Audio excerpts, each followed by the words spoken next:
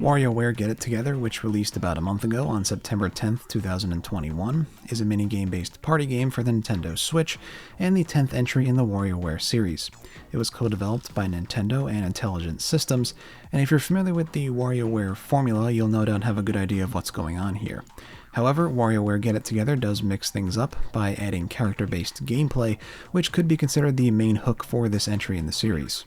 Now I know I'm a bit late to the party game, so to speak, but in today's video I'll be sharing with you all my personal experience with WarioWare Get It Together from a review standpoint to hopefully help any of you out there who are still on the fence about the game, and of course because it's just fun to do.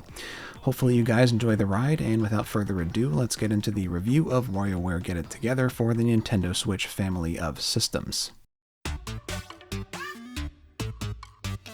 So as usual with my reviews, I'd like to start off by talking about the story of WarioWare Get It Together. Yes, there is a story here. In this iteration of the WarioWare series, Wario finds himself as the president of a small gaming company, staffed mainly by familiar faces from other WarioWare games. He's just finished work on his latest game, but when he tries to show it off to his friends, the game bugs out and sucks all of them into the console.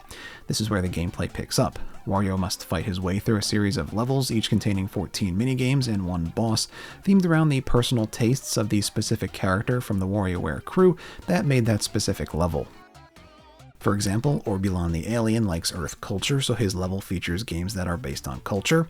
9volt likes Nintendo games, so his minigames all have to do with Nintendo. Ashley likes food, so her games are all about food, so on and so forth. Each level also features a brief cutscene that sort of frames what's going on in the level by giving us a peek into the daily lives of each of Wario's friends.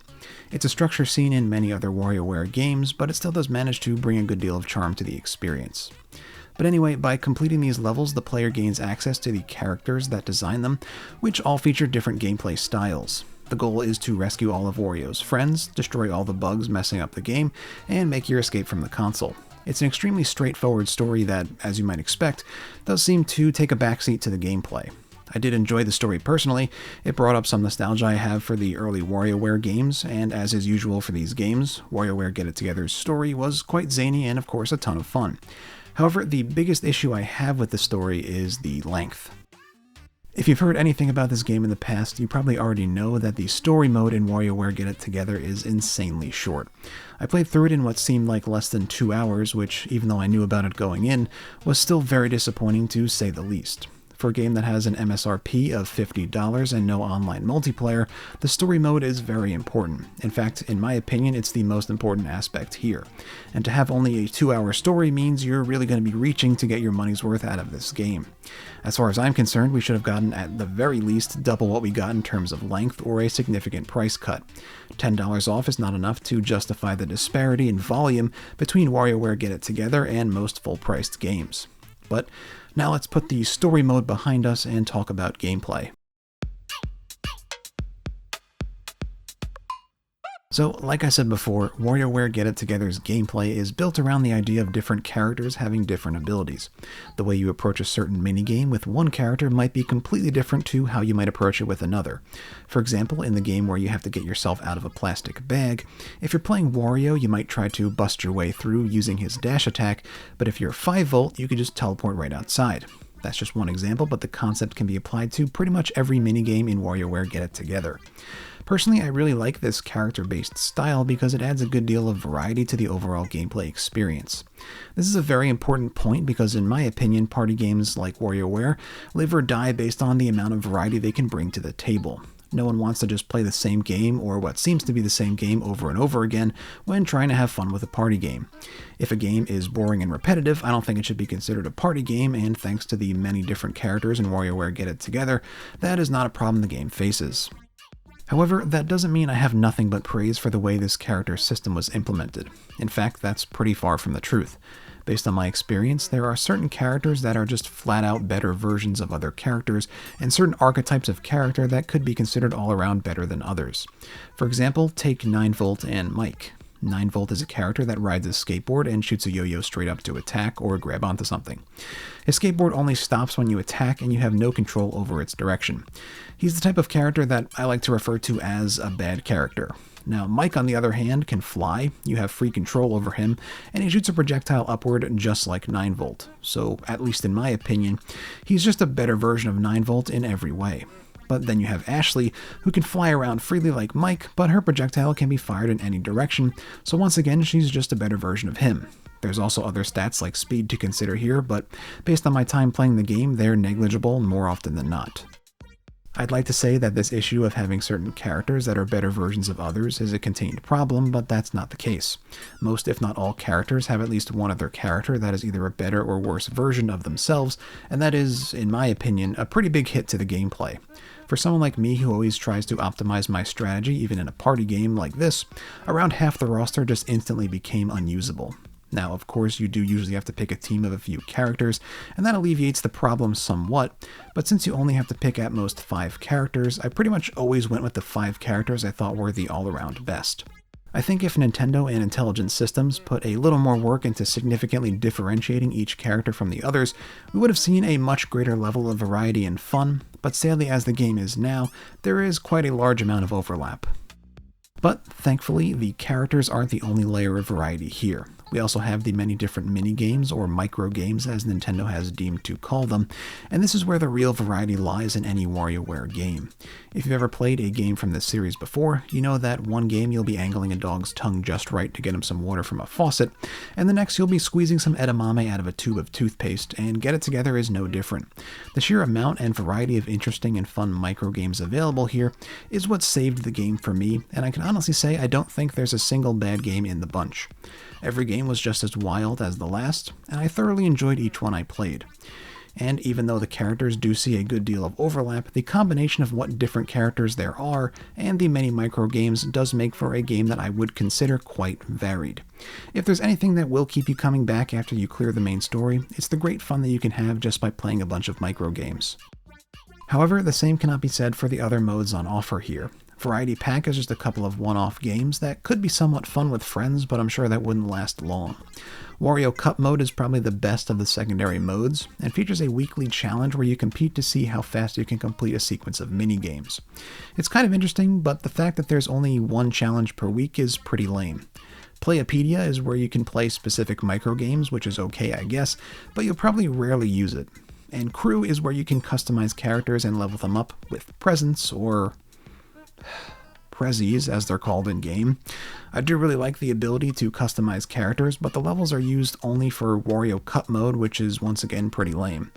There's also missions you can complete, like get all the games from a specific series or raise your character's level to a certain rank, but I personally can't see myself actively trying to complete these. They're all pretty bland and basic, which is something I wouldn't personally associate with a WarioWare game.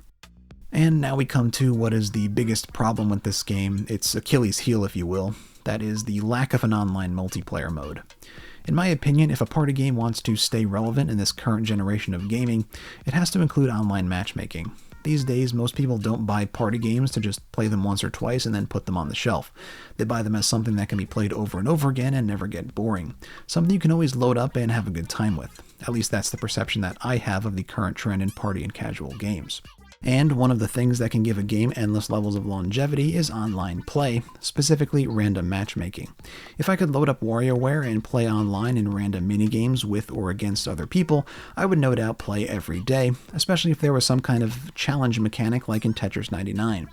But as the game is now, I can't really see myself playing it longer than a week or so, because there's just nothing to keep me coming back. Sure, the micro games are fun and varied, but that can only take you so far. There needs to be some other element there to make me want to play WarioWare again after I've already seen most of what the game has to offer. It doesn't have to be online play, but that's typically the best way to solve this issue. As for the local multiplayer, it's really fun, as you might expect. I played through the entire main story co-op, and it was a blast. If you have the ability to play WarioWare with multiple people, I'd definitely recommend it, as multiplayer just adds another layer onto the variety of, and fun you can have with each individual microgame. However, once again, that fun can only last so long without something to keep you coming back. I'm sure popping WarioWare in every once in a while and playing some minigames would be fun, but I don't think it's something you'll have the urge to play on a regular basis. And I think with that, we covered pretty much all the gameplay aspects of WarioWare Get It Together, so let's move on to our last section, the artistic aspects of the game. First, let's talk about the visuals. And I'm happy to say that WarioWare Get It Together does not disappoint when it comes to art style. It's got everything you could want in a WarioWare game. Weird background characters, purposefully simple and weird drawings, interesting color choices, an art style that is in and of itself the lack of an art style, and much more. The art of WarioWare games is such a key part to the whole experience, and I'm really glad they kept that up with this entry in the series, even if they did mix up the gameplay quite a bit. One thing that you might have some reservations about going in is the change of the characters from 2D to playable 3D models, but I can assure you they've done a great job here. In my opinion, at a glance, the in-game characters even appear to be 2D thanks to their cartoony style and their often small size relative to the rest of the screen. I liked it much more than I thought I would going in, so for anyone out there with similar concerns, I'd say it's not a major issue, if an issue at all. Also, the cutscenes do remain in the classic 2D style, so that's really great to see. To me, that style of cutscene is something that makes WarioWare WarioWare, so it's good they didn't go too far with the changes. However, one thing that struck me as just a bit odd is that the subtitle text is very basic. It's just like Arial bold with a 5-point outline, and that made the text seem really out of place in my opinion. I would have preferred a more unique looking font that could better blend into a WarioWare game, but that's really a very minor complaint, obviously. Now, as for the music, it's exactly what you'd expect from a WarioWare game. It's upbeat, impactful, and a ton of fun, which is great. It fits the game very well and helps to set the mood for the types of wacky and crazy things you'll be doing in WarioWare Get It Together. However, I do believe the soundtrack is a bit too similar to previous entries in the series. The music doesn't have its own identity that makes it specifically WarioWare Get It Together music, which is a real shame in my opinion. I honestly believe if you played me a song from any other WarioWare game and one from Get It Together, I wouldn't be able to tell you which one was from which. It's not a huge problem by any means, but I do think it's something worth mentioning. The music is still good, don't get me wrong, I just would have preferred some more originality from the composers. WarioWare Get It Together is a fun game that I would consider a pretty solid entry in the WarioWare series. The combination of character-based gameplay and the many unique microgames makes for quite the varied gameplay experience. The visuals are classic WarioWare, and the multiplayer is a blast. However, the game also has its downsides. The story is way too short, characters are not unique enough from one another, and there is a notable lack of an online multiplayer mode. All things considered, I'd say this is a pretty good game, but not at the price that it's being sold at. If I was someone who was interested in buying WarioWare Get It Together, I would definitely wait until I could get it on sale for around $20 to $30. Now, seeing as it's a Nintendo game, we may never get prices that low officially, but Amazon and other retailers do sometimes discount newer Nintendo games by a somewhat significant margin, so I'd say that's your best bet. It might take a couple of months, but at the current price, you're just not getting your money's worth in my opinion. And that just about wraps things up for this review. Thanks for sticking with me. I know there were quite a few negative points in this one, but hopefully you guys enjoyed the ride nonetheless. If you did happen to enjoy today's video, consider giving it a like. It's always greatly appreciated and helps me out a ton. And if you want to see more content like this in the future, consider subscribing as well. Thanks again for watching, everybody, and I'll see you in the next one. Ack out. Back to the shelf.